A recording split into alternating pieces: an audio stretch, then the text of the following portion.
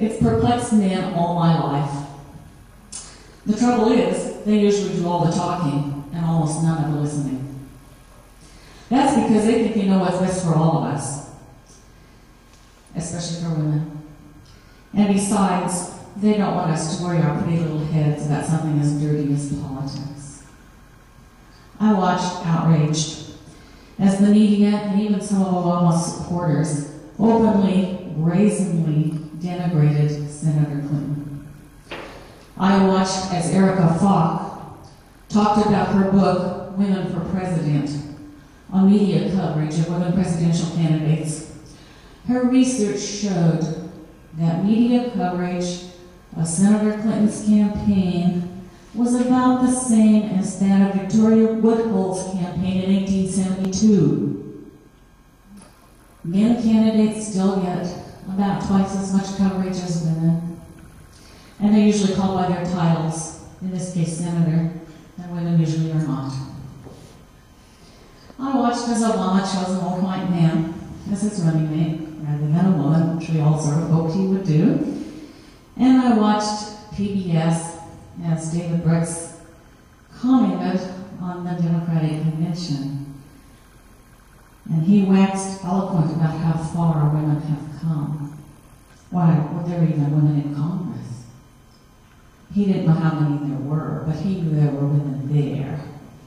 Well, I don't think 16% is a really big number. And as he talked, I was reminded of what Samuel Johnson supposedly said about women in the 18th century. He said, "A woman's preaching is like a dog's walking on his hinder legs. It is not done well, but you are surprised to find it done at all." 1763 was the year he said this. This sounded just like what I was hearing on the TV. So this seems to have been the media's general reaction to Hillary Clinton's candidacy, unfortunately. It's the dog walking on its hinders that infuriates me. They just don't get it. I wasn't the least bit surprised when McCain chose a young, good-looking white woman for his running mate. I was only surprised at the particular one he chose because of her lack of experience and expertise. The Republicans are a lot more politically savvy than the Democrats. Democrats have taken women's vote for granted for way too long. After all, the gender gap elected Clinton twice.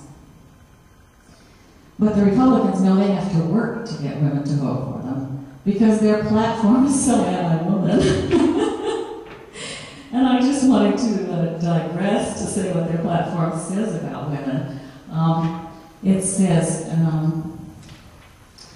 "We assert the rights of families in international programs and will not fund organizations involved in abortion. We assert the inherent dignity and sanctity of all human life and affirm that the unborn child has a fundamental individual right to life which cannot be infringed. We support a human life amendment to the Constitution."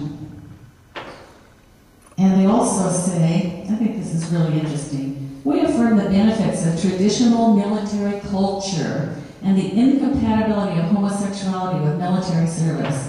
I like that, traditional military culture. You want to hear what the Democratic Party says in its platform? It says, "The Democratic Party strongly and unequivocally supports Roe v. Wade and a woman's right to choose a safe and legal abortion regardless of ability to pay, and we oppose any and all efforts to weaken or undermine that right." And they also say that they support the Lilly Ledbetter Equal Pay Act, and they believe that standing up for our country means standing up against sexism and all intolerance. I think there's quite a big difference between the two parties' platforms. So, it's infuriating to be taken for granted by the Democratic Party because the Republican platform is just so awful that we can't vote for them. And so we've been voting for Democrats by default. So what I want to know is, how do we get your attention? One of my colleagues suggested when he found out I was coming here tonight that what we should do is we should all wear moose antlers on our heads because maybe that would get the attention. But you see how many people, I mean, we just don't get attention. It's like we're not there. So what do women want? We want the same thing men want. We want to be taken as seriously as men take themselves. We want men and women to actually listen to us as if our ideas and our needs actually matter. We want our daughters to have the same opportunities as our sons and the same rights.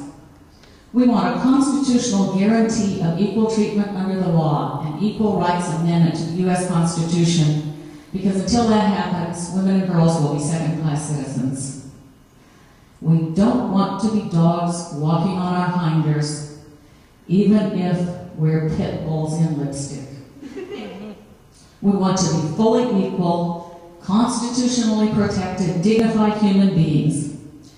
Until that day, I think it would be good for us to remember the words of Susan B. Anthony in the 19th century, who said, "No self-respecting woman should wish or work for the success of a party that ignores herself."